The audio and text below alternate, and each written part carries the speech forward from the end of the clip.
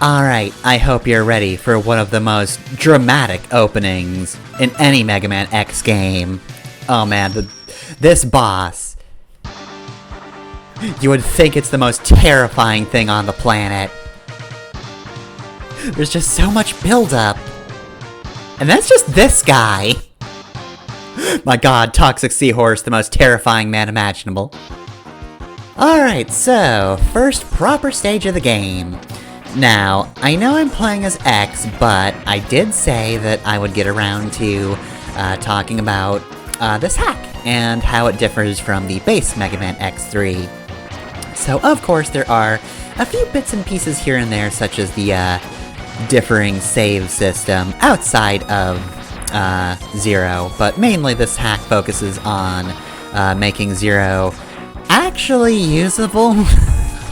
Okay, so here's the thing about the original X3. In the original, X, main playable character, he could summon Zero in a stage. So you'd go to the menu, and, you'd radio into Zero, he'd replace X, and he has all the advantages that he does here.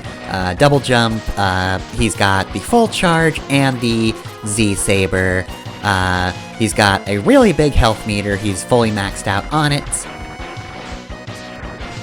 But there are many, many limitations. First and foremost, he can only be summoned once per stage, so I hope you know the stage well enough to think, this is a perfect place to find Zero, or you might waste your opportunity. Now, that may not sound like a huge issue, however, Zero cannot fight bosses of any sort. Obviously he fought Mac in the previous one, and there is one other exception in the game, but for the most part, Zero is not allowed to fight mini-bosses or main bosses. He just will not be allowed. There are a number of mini-bosses, and in fact, you might have noticed back there was a blank room where nothing happened. So you might expect there might be something a little bit different about that at a certain point in the game, but it is blank for now. Regardless, there is a mini-boss here, so if I were playing as Zero in the base game, I would have to stop. I couldn't fight this guy, which I will admit is a disappointment that Zero cannot fight this man. I love him! Look at him go! He's just wiggling. Oh, you got me! No! Not in the face! Also, the music stops and he takes so long to explode. Why is that mini-boss so important? And then he just drops HP.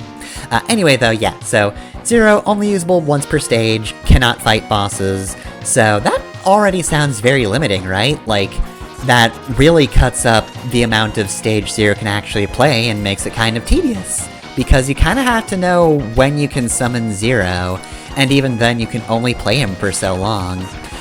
In addition, while he does have a very powerful charge shot and the Z-Saber's very strong, he cannot use special weapons. Oh, and I'd like to take a break from this real quick to just say, goddamn, that background is gorgeous. One of the nice things about LPing these games is I don't normally really pay that much attention to backgrounds or, art details like that, but I've noticed them a lot more when I had to talk about them, and god, that is gorgeous.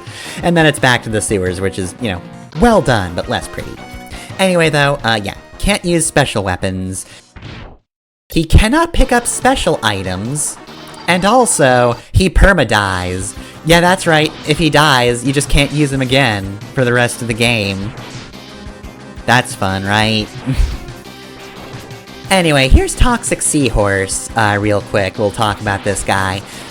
This is one of those bosses where he's just constantly doing things, and so you have to pay attention to his previous attack while he's doing his next attack. Thankfully it's not Plugmed from Mega Man 9, who is possibly my least favorite example of this type of boss, because it's just having to pay so much attention all the time, and it's just so much. It's less of that. However, he can also melt into a pile of acid and then reform, and after that, once you've passed that HP threshold, he will also start shooting acid bubbles that bounce after you. So, same idea, different type of dodge. Now, you might have also noticed that animation where he changes colors, like that.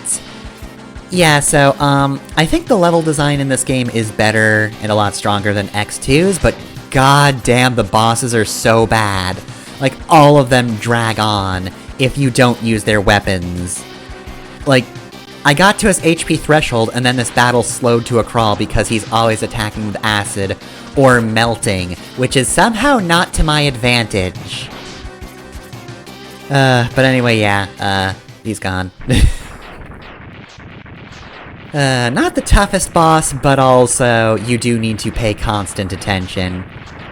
It's too bad Zero with his heightened HP meter can't be taken in here under normal circumstances. Or, he'd be very good for this. And hey, what do you know, I'm playing a hack where that is the case. I could have brought Zero to this fight. And having a little bit of extra HP does help survivability. But anyway, yeah, no, that's Zero in the original game. It sucks. It's really tiring, and there's a number of reasons why I don't like X3 normally. But the improvements to Zero really help. Like, anything I just said in this stage does not apply when we actually get to play as Zero in the next mission. However, next episode we find one of the other faults of this game.